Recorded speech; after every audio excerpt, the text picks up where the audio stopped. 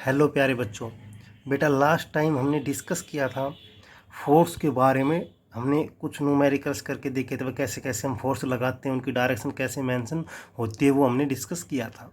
ठीक है, जिसमें आपके पास mg था, ग्रेविटेशनल फोर्स था, और उसके बाद आपके पास कॉन्टैक्ट फोर्स मैंने दो ही करवाए थे। कौन कौन से? एक तो जो स्ट्रिंग में टेंशन फोर्स लगता है वो, और एक नॉर्मल रिएक्शन लगता है वो, फ्रिक्शन, और उसके बाद में डिस्कशन करेंगे। ठीक है, तो आज का जो हमारा टॉपिक है वो टॉपिक है Newton's first law of motion. Newton's के तीन लॉ थे मोशन के तीन लॉ थे। बेटा ध्यान से सुनिए, मोशन के तीन लॉ थे, वैसे चार लॉ थे।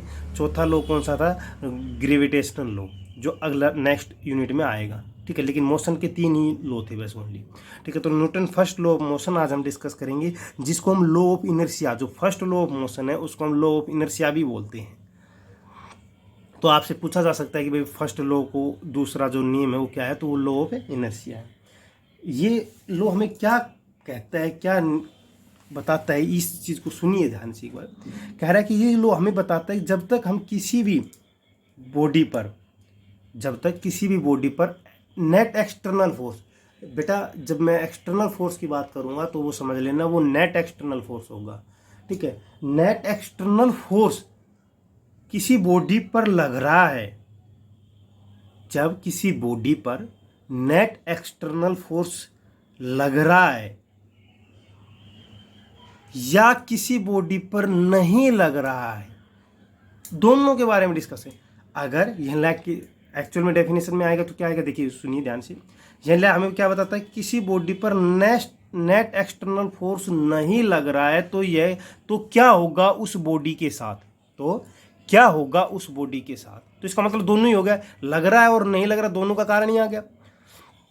और मैंने ये पहले भी बताया था आपको, जब फर्स्ट इसका इंट्रोडक्शन था उसमें यही था कि हम इस यूनिट में ये कारण को डिस्कस करेंगे, किस कारण से बॉडी ने मूव किया है, तो वो कारण है।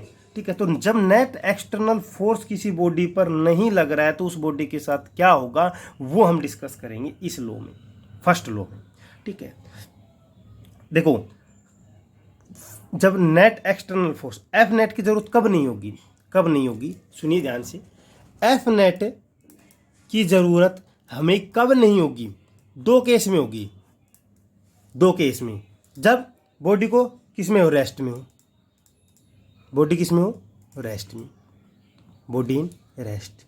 सेकंड, या बॉडी किस में हो? Uniform linear motion, ULM. Uniform मैं लिख देता हूँ कंप्लीट, फिर पूछोगे सर क्या लिख दिया। Uniform linear motion.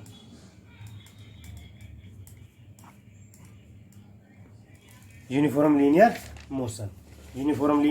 मोशन। देखिए एफ नेट की जरूरत किन दो केस में नहीं होगी हमारे पास? सर दो केस वो होंगे, कब? जब या तो बॉडी रेस्ट में हो या बॉडी यूनिफॉर्म लीनियर मोशन में हो, तभी हमारे पास क्या होगी, तभी हमारे पास एफ नेट की जरूरत नहीं है। अब स्टेटमेंट सुनिए, स्टेटमेंट क्या कहता है? स्टेटमेंट बेटा मैं लिख रहा हूं, सुनिए पहले ध्यान से। This law states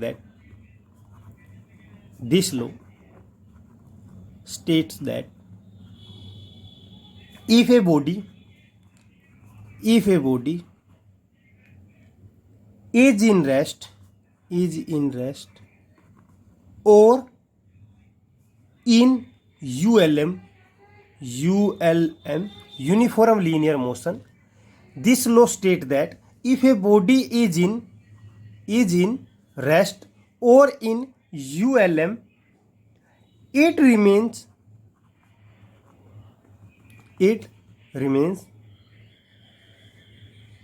in its state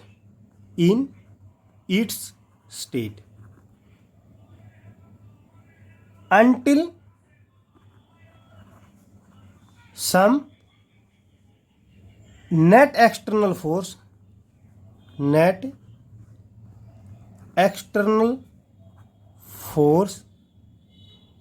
is applied on it, क्या कह रहा है सुनिए ध्यान से बेटा।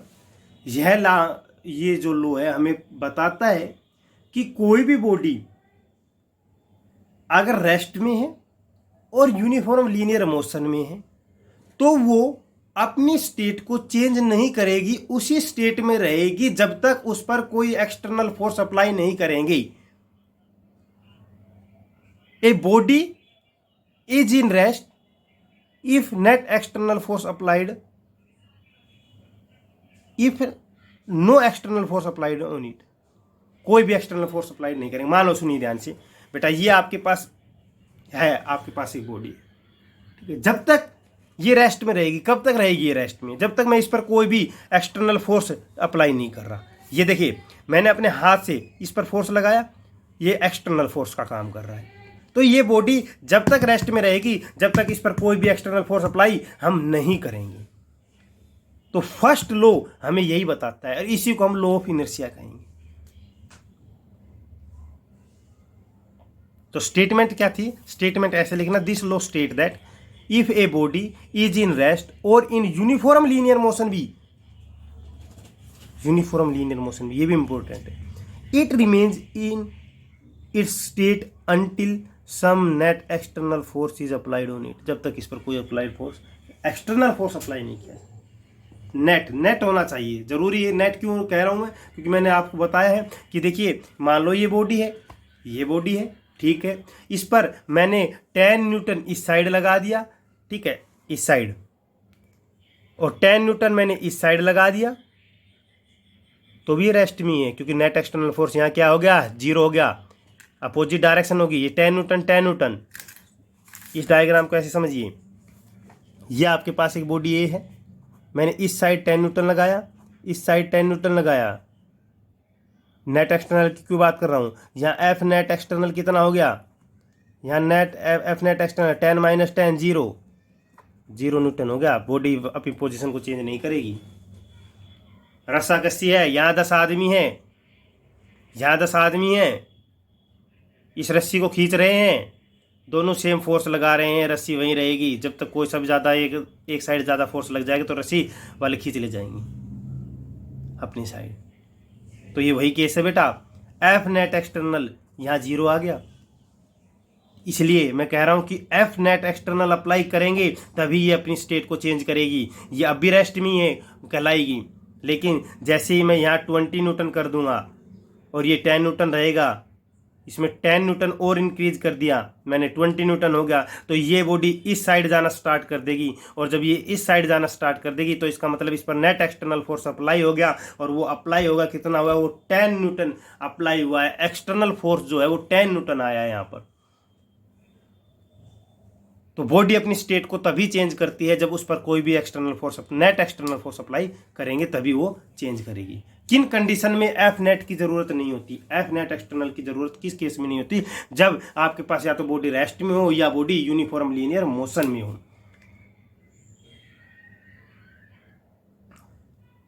तो आया कुछ समझ में? आ गया होगा, इजी था, ठीक है। अब आगे देखिए,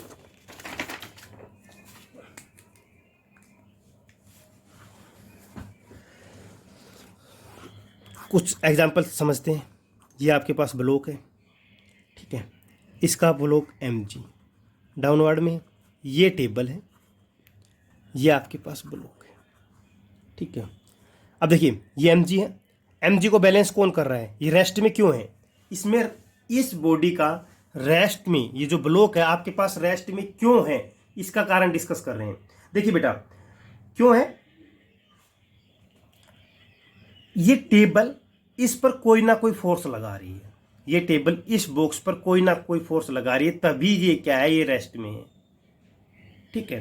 तो देखिए, ये फोर्स लगा कौन सा रही है बेटा जी?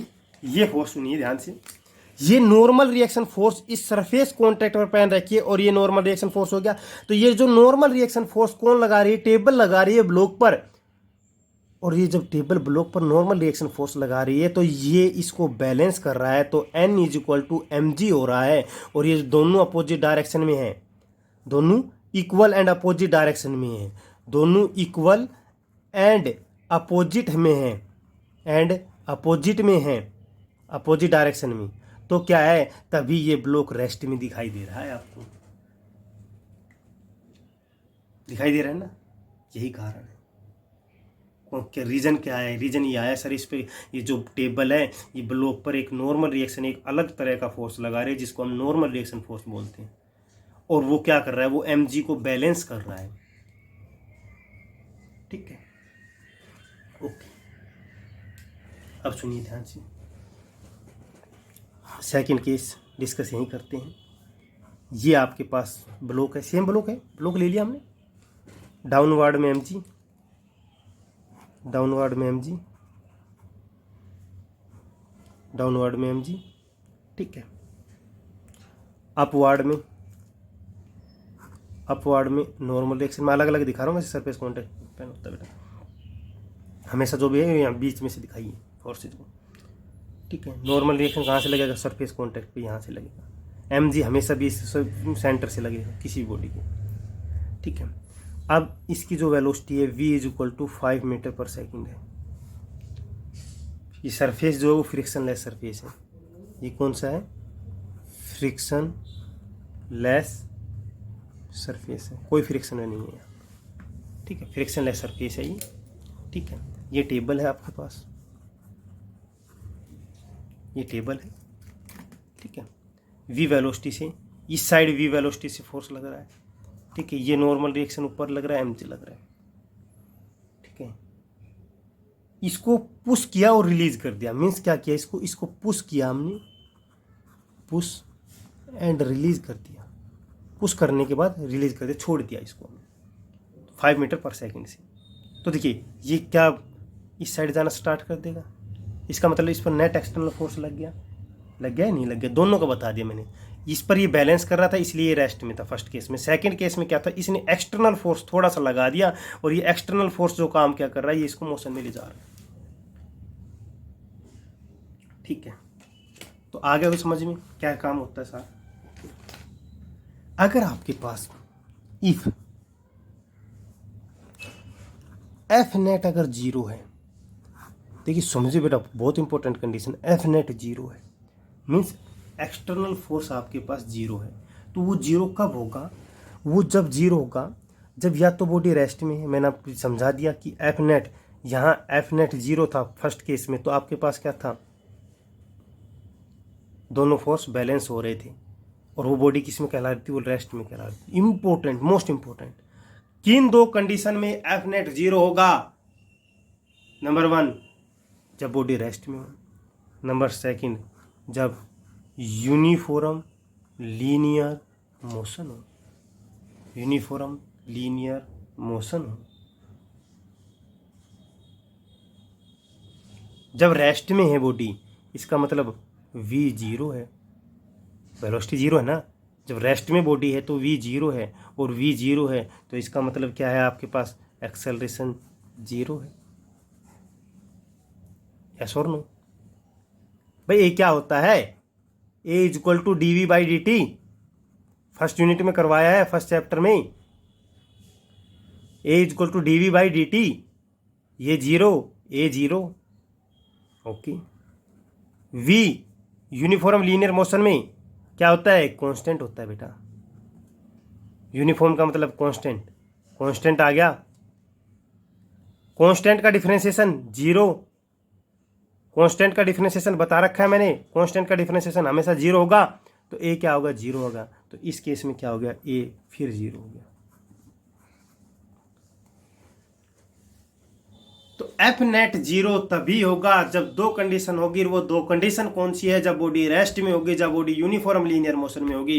रेस्ट में होगी तो उसकी वेलोसिटी जीरो होगी, उसके कारण एक्सेलरेशन जीरो होगा, और यूनिफॉर्म लीनियर मोशन में है तो उसकी वेलोसिटी कांस्टेंट होगी, वेलोसिटी कांस्टेंट होगी तो एक्सेलरेशन वहां पर फिर जीरो होगा।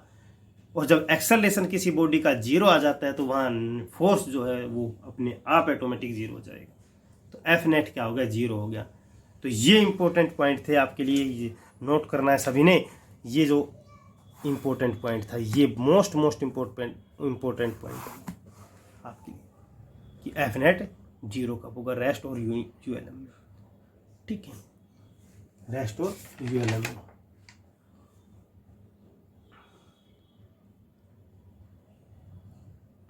इसके बाद सुनिए बेटा था,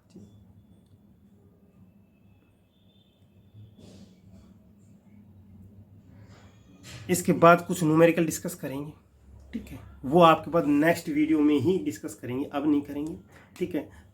उम्मीद है कि आपको जो फर्स्ट लो है वो कंप्लीट हो गया बेटा, इतना ही था बस फर्स्ट लो, उसके बाद सेकंड लो और थर्ड लो, जल्दी सिलेबस करवा देंगे, चिंता ना करो, ठीक है।